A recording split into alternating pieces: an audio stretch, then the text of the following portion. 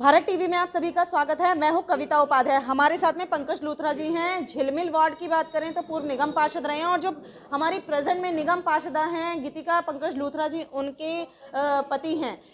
पंकज जी, आपका बहुत बहुत स्वागत है हमारे चैनल पर, भारत टीवी पर। आपने आज, मैं देख रही हूँ लाइन बहुत लंबी आपके कार्यालय से बाहर तक लगी हुई है, ये क्या कारण है? जो प्रधानमंत्री स्वनिधि योजना है इसके बारे में आप बताएं, जो क्षेत्रवासियों को आप लाभ दे रहे हैं। देखिए, ये हमारे जो निगम के नेता हैं या और नेता हैं, ये सिर्फ बातें करना जानते हैं, काम करना नहीं जानते। जी। और काम करना जानना या काम करके दिखाना आपके सामने स्वयं आप देख रहे हैं। पब्लिक के लिए काम करना और करके दिखाना और सामने करना, इसमें कतनी करने में कांग्रेस में और बीजेपी में, आम आदमी में क्या फ़र्क है आप सरेआम देख सकते हैं। जी। एक ये योजना है जो गरीब आदमी को 10,000 रुपये दिए जा रहे हैं। कोई भी आदमी बता नहीं रहा है, दिलवा नहीं रहा है, हालांकि इनकी जेब से पैसे नहीं जाने हैं, सरकार ने पैसे देने हैं, तब भी ये गरीब आदमी को फ़ायदा नहीं दे पा रहे हैं। जी। हमने अपना रिक्शा बुला के रिक्शे में अपनी रिकॉर्डिंग करके पूरे एरिया में घुमाया और ये बताया कि 10,000 रुपये का लोन दिया जा रहा है, जिसमें कोई ब्याज नहीं लगेगा, कोई गारंटी नहीं चाहिए। अगर वो 10,000 रुपये तक आपको लोन दिया जाएगा, उनको दिया जाएगा रेडी पटरी, गरीब आदमी, जो आदमी ईमानदारी से काम करना चाहते हैं, जिनके पास काम करने के लिए पैसे नहीं हैं, उनको ये लोन दिया जाएगा। आप आएँ और ये लोन ले जाएँ। अगर आपने समय पर 11 महीने पे ये लोन दे दिया तो आपको 700 रुपये उल्टा ब्याज, उल्टा लोग लेते हैं, उल्टा ब्याज आपको उल्टा मिलेगा। अच्छा। अगर आपने ई बैंकिंग के थ्रू या ऑनलाइन पेमेंट जमा कराई तो आपको 1200 रुपये मिलेंगे। ये सुविधा हम यहाँ पर लोगों को दे रहे हैं और लोग यहाँ पर आ रहे हैं। इसके लिए एक आधार कार्ड चाहिए, 2 फोटो चाहिए, एक बैंक की कॉपी चाहिए, किसी भी प्रकार की कोई भी गारंटी नहीं चाहिए। लोगों को ये बताते ही नहीं हैं, बता ही नहीं पा रहे हैं। हम लोगों को बता रहे हैं, घर घर जाके ये बात मैसेज दे रहे हैं, पूरे एरिया में मैसेज दे रहे हैं। इसलिए हमारे यहाँ भीड़ लग के और लोगों को अपनी जगह भी दे रहे हैं, आपको बिठाने के लिए चाय की व्यवस्था हो, चाहे पानी की व्यवस्था हो, बैठने की व्यवस्था हो। और जो सरकारी आदमी आ रहे हैं उनको अपना ऑफिस दे के उनको समय पर सारे काम करवा रहे हैं, जो उनको सुविधा चाहिए उनको सुविधा दे रहे हैं, इसलिए कि लोगों को किसी भी प्रकार की कोई परेशानी ना हो और ये लोन उनको बहुत ईजी मिल जाए। सर, कब से कब तक चलेगा ये लोन? देखिए बहन जी, ये 4-5 दिन से ये लोन चल रहा है और मैं समझता हूँ जब तक पब्लिक आएगी मैं ये कैंप लगाऊंगा, चाहे उसमें 10 दिन लगे, 15 दिन लगे, 20 दिन लगे, महीना लगे, मुझे कोई दिक्कत नहीं है। हमारी जगह कोई घिस नहीं रही है, यहाँ पर लोग वैसे भी आते हैं और साथ में मेरा ऑफिस है, वहाँ पर पर्सन मैंने बना रखा है, वहाँ पर लोगों को बिठा रखा है और लोगों को किसी प्रकार की कोई समस्या ना आए और गरीब आदमी को बेचारों को लोन मिल जाए और पैसे मिल जाए, जिससे वो, देखिए ऐसे बहुत आदमी हैं जो 10,000 रुपये लगाकर 300, 400, 500, 700 रुपये रोज कमा सकते हैं, लेकिन वे पैसे नहीं हैं। तो ये स्कीम अगर मिल रही है तो मैं समझता हूँ इसका लाभ उठाना चाहिए। पंकज जी, आम आदमी पार्टी जो यहाँ पर एक्टिव है झिलमिल वार्ड में, उनका कहना है कि जो आपने ई रिक्शा का भी जिक्र किया, कैंपेनिंग आपकी ई रिक्शे के द्वारा हमेशा होती रहती है, अनाउंसमेंट होती रहती है। आपने जो डस्टबिन बांटे थे उसमें वो घर घर पहुँचे ही नहीं, ऐसा सुनने में आ रहा है। क्या कहेंगे सर, क्या वाकई में डस्टबिन सिर्फ रिक्शे घूमते हैं और डस्टबिन पहुँचाते नहीं हैं आप? देखिए, ये बहुत बड़ी बात आपने कही। मैं समझता हूँ आर कंगन को आर से क्या, पढ़े लिखे को फारसी क्या। आप अब तक किसी भी निगम पार्षद ने, 64 निगम पार्षद हैं ईस्ट दिल्ली में, जिसमें एक हम हैं, बाकी 63 और हैं। 63 के 63 निगम पार्षद की मैं गारंटी लेता हूँ, किसी भी निगम पार्षद ने 500 से ज़्यादा डस्टबिन बांटे ही नहीं हैं। और आप ऑन रिकॉर्ड चेक करवा लें, जाकर उनसे डाटा मांग लें, 10 रुपये की RTI लगती है, उनसे जवाब ले लें, आपको पता लग जाएगा। एक झिलमिल वार्ड की भी आप RTI लगाएं 10 रुपये की, कि झिलमिल वार्ड में कितने डस्टबिन बटे हैं। हमने जो डस्टबिन बांटे हैं, जो आम आदमी पार्टी वाले कह रहे हैं कि हमारा रिक्शा घूमता है, डस्टबिन हम नहीं बांटते, वो ये कह रहे हैं, तो हमने घर घर जाके डस्टबिन बांटे हैं और हर घर आदमी जितने जिसके घर में गए हैं उनका आधार कार्ड लिया है या उनका पहचान पत्र लिया है या उनका फ़ोन नंबर भी लिया है। आधार कार्ड में पहचान पत्र, फ़ोन नंबर मेंशन है, वो सारा का सारा रिकॉर्ड हमने MCD के रिकॉर्ड में जमा भी करवाया है। आप किसी भी 6,000 आदमियों का रिकॉर्ड एक भी निकाल सकते हैं, उन्हें फ़ोन करके पूछ सकते हैं कि पंकज लूथरा जी ने आपको डस्टबिन दिए या नहीं दिए। बिल्कुल सही बात है सर। इस विषय पर तो देखिए आपने साफ कहा आरटीआई लगाई जाए, लेकिन सर एक चर्चा और होती है कि गीतिका जी तो बाहर निकलती ही नहीं, सारा काम तो पंकज जी देखते हैं। क्या है ये कहानी सर? देखिए, मैं जब चुनाव लड़ा था, जब मैं खुद निगम पार्षद हुआ करता था, तो मैंने तो ये कहा था कि आपको लोगों को एक निगम पार्षद मिलते हैं, आपको घर बैठे 2-2 निगम पार्षद मिलेंगे। जी। मैं कहा क्षेत्र का काम मैं संभालूंगा, हाउस का काम हमारी गीतिका पंकज लूथरा संभालेंगी।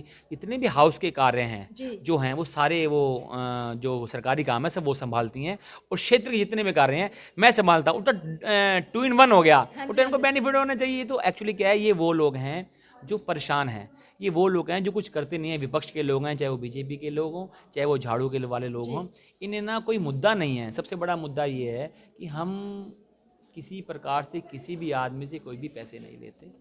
ये अपनी अच्छाई नहीं कर रहे हैं, अपने आप को बहुत बड़ा नहीं दिखा रहे हैं, ये स्वयं की बात बता रहे हैं, और ये कह रहे हैं कोई ऐसा आरोप इन पे लगाया कैसे जाए। उल्टा अपनी क्षमता के अनुसार अपनी जेब से हर महीने कुछ ना कुछ फंक्शन मैं करता हूँ, चाहे वो जूते बांटना हो, चाहे वो कंबल बांटना हो, चाहे वो बच्चों को जूते हों, लेडीज़ के चप्पल्स हों, बच्चों की कॉपी हों, मेहंदी हों, शूज़ हों, वर्दी हों, समय समय पर जो मैं क्षेत्र के लिए मैं कर सकता हूँ अपनी जेब से। एमसीडी का फंड ना होने के बावजूद भी सामने इंदिरा पार्क है, उसमें कम से कम 3-4 लाख रुपए का काम अपनी जेब से, और पार्कों में किसी में मोटर लगवाना, किसी में मैंने समरसेबल लगवाना। समरसेबल भी 3-4 पार्क ऐसे हैं जिन पार्कों में एमसीडी का फंड ना होने के कारण भी मैंने अपनी जेब से समरसेबल कराई है, ताकि पेड़ों को हमारे कोई भी प्रकार की सूख ना पाए, कोई दिक्कत ना हो पाए। सर आप निगम पार्षद हैं, कांग्रेस से निगम पार्षद हैं, और 2 बार ये सीट कांग्रेस लेकर के गई है। ऐसे में जो आज के समय में निगम में जो सबसे बड़ी समस्या है, बीजेपी वालों का कहना है कि काम कैसे करें, 13,000 करोड़ रुपए नहीं है, निगम के पैसे नहीं दिए, फंड नहीं दिए केजरीवाल जी ने। केजरीवाल जी का आरोप है, यानी एमसीडी के दुर्गेश पाठक जी का आरोप है आम आदमी पार्टी से। उनका कहना है कि 25,000 करोड़ रुपए का घपला बीजेपी वालों ने किया है। क्या कहेंगे? कांग्रेस से हैं आप निगम पार्षद, वाकई में क्या फंड की समस्या है? आपने भी देखा है शीला जी का समय, क्या उस समय भी इस तरीके की चीजें हुआ करती थी?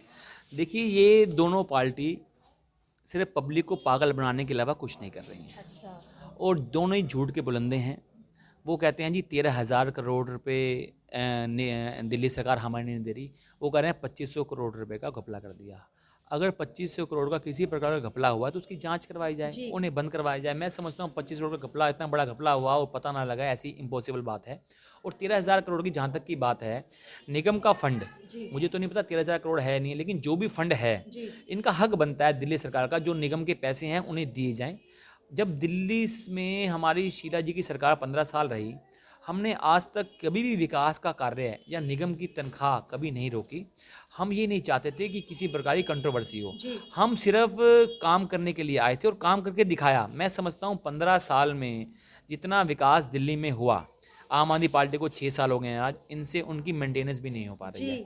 इस सिवाय पब्लिक को पागल बनाने के अलावा ये कुछ नहीं कर रहे हैं, इन्होंने कुछ नहीं कर रहा है। मैं अगर ये जो पब्लिक दोबारा इनको जिताया है तो देखो, इन्होंने कहा जी हम पानी माफ़ कर देंगे, हम बिजली हाफ़ कर देंगे। पानी माफ़, बिजली हाफ़, काफ़ी लोगों के मेरे पास आते हैं, बिल आ रहे हैं। और कईयों के देखो झुग्गियों में या गरीब कॉलोनी में पहले भी पानी का बिल नहीं आता था, बिजली का झुग्गियों में मीटर नहीं लगे हुए थे, बिल नहीं आता था। लेकिन 200 यूनिट इन्होंने किया है, इसमें कोई बात नहीं है। तो 200 यूनिट का बिल नहीं आ रहा, ये प्रैक्टिकल बात है, कोई झूठ नहीं है। कोई ना कोई कारण ऐसा रहा है हमारी कांग्रेस से जो पब्लिक ने हमें वोट नहीं दिया, लेकिन पब्लिक इस वक्त दोनों पार्टियों से परेशान है। ये सिर्फ विकास के लिए इनके पास कुछ नहीं है, सड़कें टूटी पड़ी हैं, काम कोई हो नहीं रहे हैं, एमसीडी को फंड नहीं मिल रहे हैं, बेचारे कर्मचारी परेशान हो रहे हैं। हम कहते हैं, कांग्रेस कहती थी मजदूर का पसीना सूखने से पहले उसकी मजदूरी उसे मिल जाए। बिल्कुल, कायदा ये कहता है। हमारे जो निगम के कर्मचारी हैं बेचारे, जब हम सो रहे होते हैं बहन जी, तो सुबह 5 बजे वो अपनी ड्यूटी पे आ जाते हैं। जब हम उठते हैं 10 बजे 11 बजे, लोग जो उठते हैं, और हम तो खैर 5:30 6 7 बजे तक उठ जाते हैं, वैसे 6 बजे तक उठ जाते हैं हम लगभग। और जो लोग 6 बजे 10 बजे तक उठते हैं, तब वो जब उठते हैं तो पूरे क्षेत्र की सफाई करके अपने घर चले जाते हैं। और घर का मतलब कि इलाके में चले जाते हैं। हम सब सो रहे होते हैं, हमें पता नहीं होता पूरी सफाई हो चुकी होती है। इतनी मेहनत करते हैं वो, और मेहनत के बाद उनको मेहनताना ना मिले तो ये गलत है। बिल्कुल। अगर ये कहते हैं कि ये भ्रष्टाचार हो रहा है तो हर महीने उन्हें प्रदर्शन करने पड़ते हैं, कभी दिवाली पर, कभी नए साल पर, तब 1 महीने की रिलीज होती है, वो भी कच्चे पर। देखिए, ये पहले जब कांग्रेस सरकार थी तो पहले सिस्टम नहीं हुआ करता जी। था। अब तो ये सिर्फ ये राजनीतिक लड़ाई कर रहे हर दिन हैं। प्रदर्शन करने पड़ते हैं। ये राजनीतिक, दोनों बीजेपी वाले और ये आम आदमी पार्टी वाले राजनीतिक लड़ाई कर और रहे सर हैं। फिर रिलीज भी हो जाती है, तो मतलब पैसा बचा के रखा है क्या, ऐसा कुछ है क्या? ये लड़ाई कर रहे हैं, ये पब्लिक का भला चाहते नहीं। इनको ये चाहिए कि जो निगम का पैसा अगर इन्होंने रोक रखा है तो उन्हें दे दें, अपना वो काम करें। अगर वो कोई काम ये ऐसा भ्रष्टाचार करते हैं तो उन्हें भ्रष्टाचार के पकड़ा जाए, उनकी इंक्वायरी कराई जाए। अगर आपको लगता है किस चीज़ में भ्रष्टाचार हुआ है, वैसे मैं समझता हूँ आजकल सारी चीज़ ऑनलाइन है और सब कुछ कंप्यूटराइज है। अगर कोई भ्रष्टाचार दिख रहा है तो उस अफसर को सस्पेंड किया जाए, उसके निगम पार्षद कार्रवाई हो। तो निगम में अगर आप हैं तो विपक्ष में भी आप हैं निगम में, और दिल्ली में आप बैठे हैं तो आप इंक्वायरी करवाएं ना, इसमें कौन मना करता है आपको? सर हाल ही में एक चलते चलते यही पूछूंगी, हाल ही में एक कांड ये हुआ है सदन के अंदर में कि जूते चप्पल चली और गाली गलौज। क्या इतना नीचे स्तर गिर जाएगा? आप इतने पढ़े लिखे लोग, प्रतिनिधि वहां पर पहुंचते हैं सदन में, हम लोगों को लेकर के चर्चा चलती है लोकल लोगों के लिए। क्या आपको लगता है कितना अच्छा है ये काम?